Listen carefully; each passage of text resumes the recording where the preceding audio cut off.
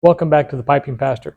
Today we'll be continuing our Poetry in the Bible series by looking at the work of Wendell and the story of Martha and Mary in Luke.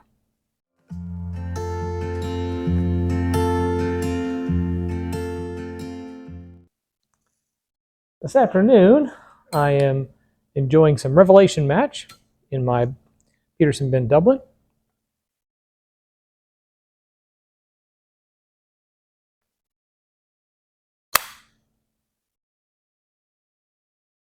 One of my favorites. A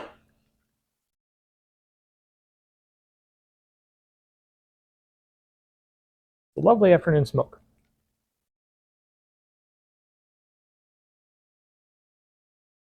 I know many of you, like myself, enjoy smoking tobaccos with a historical connection. And of course, Revelation match by Setliff was what Einstein smoked.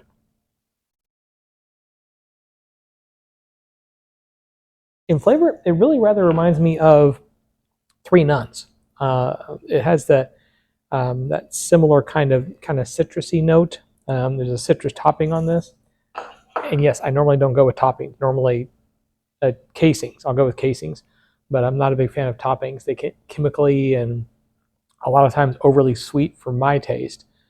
So it's not a real big thing for me. But this one, it's rather nice and a wee bit subtle. So I really do enjoy it.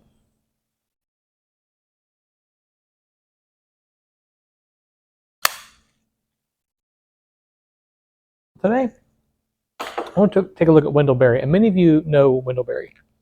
He is an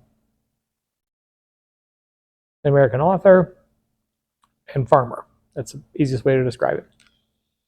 And he has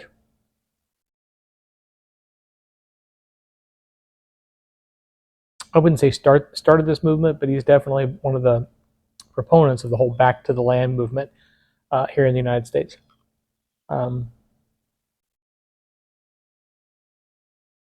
The idea of returning to the days of a more agrarian type of society where many people lived on farms and were self-sustaining farms, not factory farms where you have 10,000 pigs and so on and so forth, but rather you have crops that you rotate along with livestock that's manageable to maintain a very basic level of income and then also sustain your own nutrition needs. Now, I'm just getting into his writing and his poetry. Many people take the work of Berry and others in this sort of back to the land movement, and they kind of take it to the 10th degree. And it's their perception that everyone should do this, that we should all have, at the very least, these little hobby farms and be self-sustaining and and self-reliance and all this kind of radical independence and so on and so forth. And they oftentimes tie it to historical references and say, oh, way back in the day when people were more agrarian, people were happier and healthier and society was better and society's gone downhill and now that none of us are on farms, and they kind of keep going with it on and on like that. But it's not entirely accurate from a historical perspective. It's never been the case where everybody was a farmer. There were scholars and artisans and craftsmen, craftspersons, people who made clothes and people who made jewelry, and there were various different skill sets always, and there always has been. If we all lived on independent farms, we would have this radically independent world where no one had any kind of crossover. The closest thing that you can get to a quote unquote total agrarian society would maybe be feudal Europe, which wasn't all that great for the serfs. And when they harken back, to these days, because we do have a lot of connections with that, especially in the pipe smoking world, because this is something that was a lot more popular, 100 years ago or so, even further back. And so people look to those days and be like, oh, it would have been great to live in that time. And it's like, yeah, there are very nice things about things that happened during that time period. And living on a farm is wonderful. And if you can live on a farm and be independent, knock yourself out. But it doesn't mean that we all have to do that. Not everybody has that skill set. Not everybody should have that skill set. Because then when you need horseshoes and you don't have a blacksmith, you're kind of out of luck. So That's as much as I'm going to say about that movement.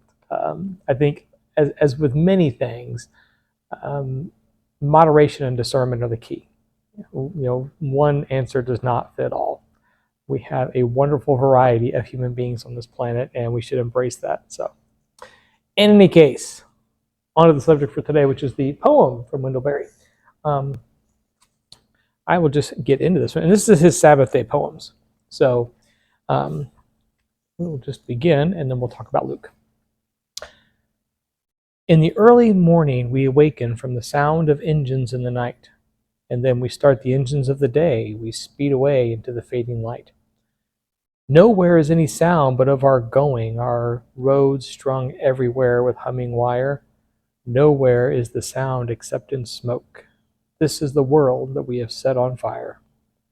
This is the promised burning, darkening our light of hope and putting out the sun, lighting the leaf, the stream, and blessed are the dead who died before this time began.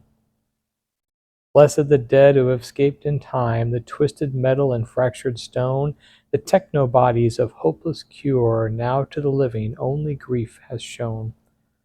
The little yellow of the violet risen out again of the dead year's leaves, and grief alone is measured of the love that only lives by rising out of graves. Rather uplifting Sabbath day poem. This is what you may call an elegy. It's certainly a bit on the dark side, not Larkin dark, but he's making the point there basically that technology's ruined us. that human progress has destroyed us. It's destroyed the environment, and we'd be much better off if we lived as the Amish do here in America.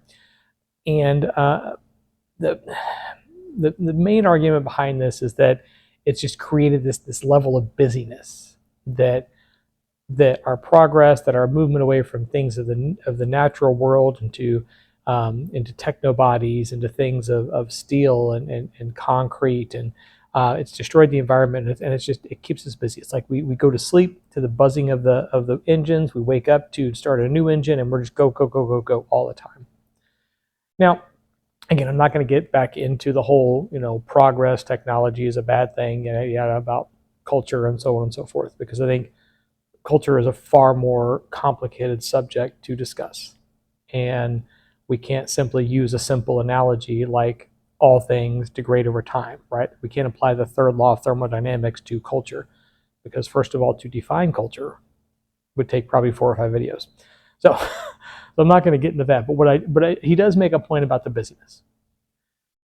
The busyness, the doing, the setting of agendas, the filling our days with things, the using of technology to speed up our lives can have a detrimental effect. It's like I said earlier, things in moderation with discernment, they're fine. But when we get to the point where we are using our technological advances not to ease the burdens of our life, but rather just to speed things up so we can fit more things in, well, that's like buying a bigger and bigger house.